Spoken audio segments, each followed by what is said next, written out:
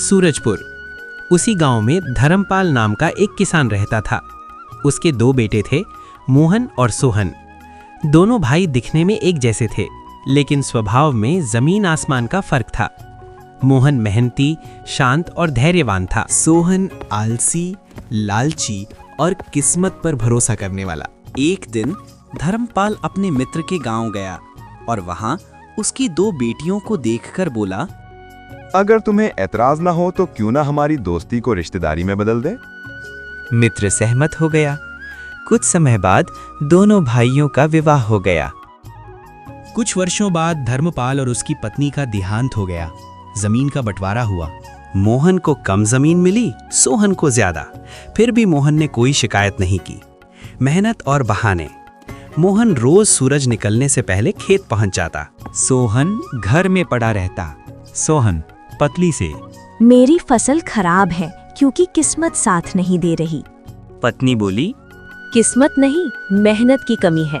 सोहन नाराज होकर बोला, अगर मेहनत से ही सब कुछ मिलता तो गधा राजा होता। बीज खरीदने के लिए सोहन ने जमींदार से कर्ज लिया। फसल आने पर वो पैसा लौटाना भूल गया। एक दिन जमींदार पैसे मांगने आया।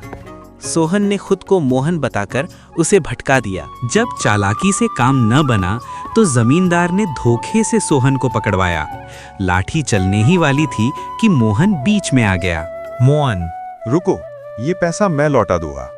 मोहन ने अपनी मेहनत की कमाई से कर्ज चुका दिया। कुछ दिन बाद खेत जोतते समय मोहन को मिट्टी में एक चमकदार पत्थर मिला।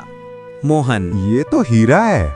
सोहन मन में, अगर इस खेत में हीरे हैं तो मुझे यही चाहिए। उसने खेत बदल लिया और पूरी जमीन खोद डाली, लेकिन एक भी हीरा नहीं मिला।